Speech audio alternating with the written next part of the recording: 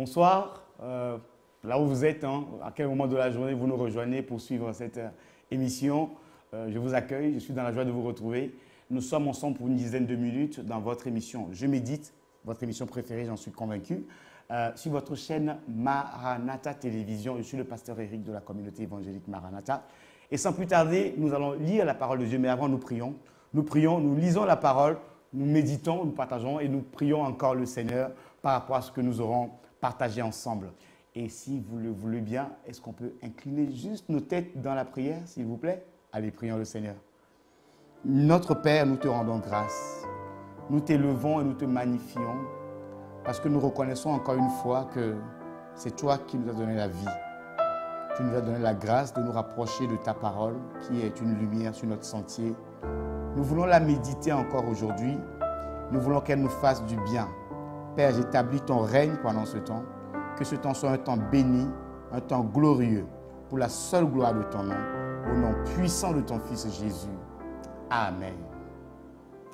Voilà, bien-aimés, le texte qui nous est proposé aujourd'hui, c'est dans le livre de l'Épître de Paul à Timothée, au chapitre 5, premier épître, au chapitre 5, les 8 premiers versets. Je lis dans la version Parole de vie. La Bible nous dit ceci: ne parle pas durement à un homme âgé, mais donne-lui des conseils comme s'il était ton père. Conseille les jeunes gens comme des frères, les femmes âgées comme des mères. Conseille aussi les jeunes femmes comme des sœurs en toute pureté. Verset 3.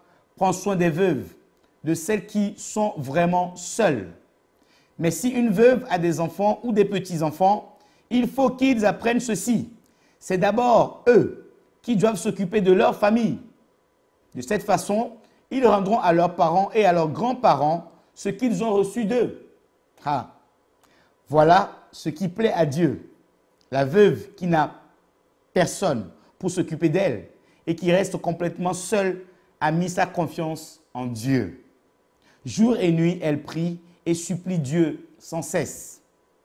Mais la veuve qui cherche seulement son plaisir, elle est déjà morte, même si elle paraît vivante. Voilà aussi ce que tu dois rappeler aux veuves, pour qu'on n'ait rien à leur reprocher si quelqu'un ne s'occupe pas de sa famille, surtout de ses parents les plus proches.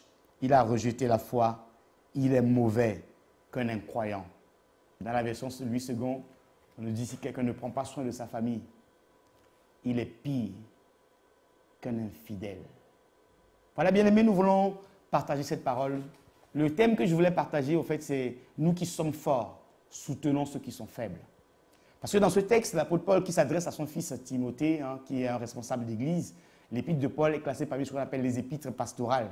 Elle est un peu différente des épîtres ecclésiastiques ou bien ecclésiales, si on peut dire ça comme ça, qui sont adressées aux églises. Là, ce sont des épîtres qui sont adressés directement aux responsables d'église, comme le Timothée, comme Tite, comme également Philémon. Ce sont des épîtres qui parlent, qui donnent des recommandations, des conseils aux responsables d'église, comment ils doivent se comporter. Et là, dans ce texte, l'apôtre Paul nous parle de comment est-ce que son fils Timothée devait se comporter avec quelques catégories, une catégorie de personnes dans l'église, notamment ceux qui sont sans force, en quelque sorte. Voilà pourquoi il est important de prendre soin de ceux qui sont sans force. Il parle des personnes âgées, des vieillards, dans d'autres versions, des femmes âgées, des veuves, des mères, des sœurs.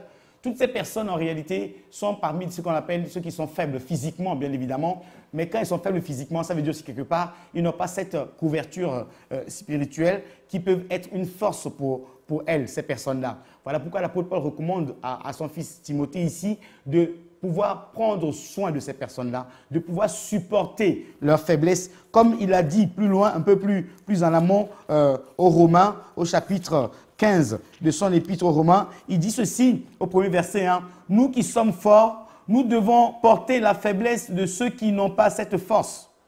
Nous ne devons pas chercher ce qui nous plaît. Ce qui est très important d'ailleurs, bien-aimés. Donc nous voyons ici que l'apôtre Paul est en train, quelque part, d'insister sur le fait de pouvoir fortifier ceux qui sont faibles. C'est très important.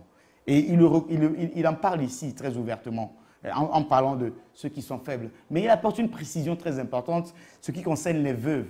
en disant que les veuves qui ont des enfants, qui ont des petits-enfants, en réalité, on ne peut pas les considérer comme des veuves en tant que telles. Elles sont veuves, c'est vrai, mais elles ont une famille autour d'elles qui peut prendre soin d'elles. Donc cette famille-là, c'est à elle de prendre soin de ces veuves-là. Pourquoi est-ce que je voulais insister sur ce point-là? C'est que nous avons aussi dans nos familles aujourd'hui des personnes qui ont besoin de nous. Nos parents, par exemple, qui sont au loin. Ils ont semé des choses en nous, ils nous ont éduqués, ils nous ont donné, ils se sont sacrifiés pour que nous puissions avoir l'éducation que nous avons aujourd'hui, pour que nous puissions aller à l'école, pour que nous puissions être des hommes que nous sommes aujourd'hui. C'est notre devoir de prendre soin de nos parents bien-aimés.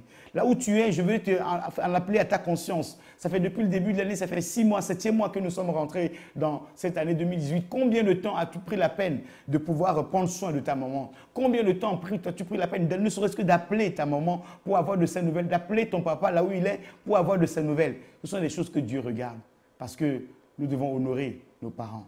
Honore ton père et ta mère, nous dit les Écritures, et tu auras une récompense. Bien-aimés, je voulais nous rappeler ces choses importantes. Nous grandissons, nous acquérons de la force, nous grandissons, nous sommes dans la force de l'âge. Eux, ils ont fait leur temps. Et pendant que nous étions petits, c'est eux qui ont pris soin de nous. C'est à nous maintenant de prendre soin d'eux. C'est ce que l'apôtre Paul insiste ici, dit. Voilà, il dit non. De cette façon, ils rendront à leurs parents et à leurs grands-parents ce qu'ils ont reçu d'eux.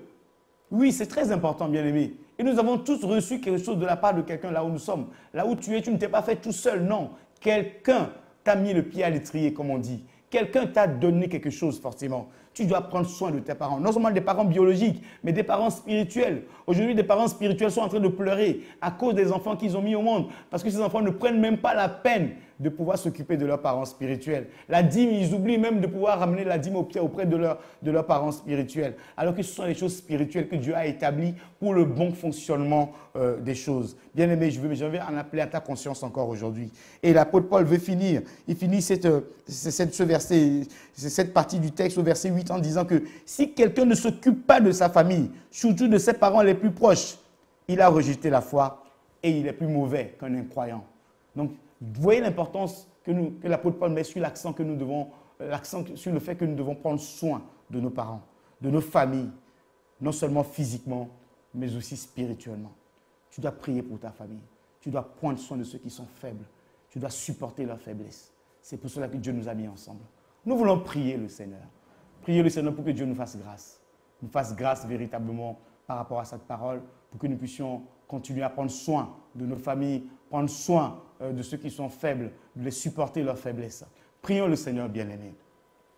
Notre Père et notre Dieu, toi le grand roi, le Seigneur des seigneurs, toi le Dieu en qui il n'y a ni changement ni ombre de variation, toi l'omnipotent, toi qui nous donnes la force, Seigneur, de continuer la marche, d'aller et venir.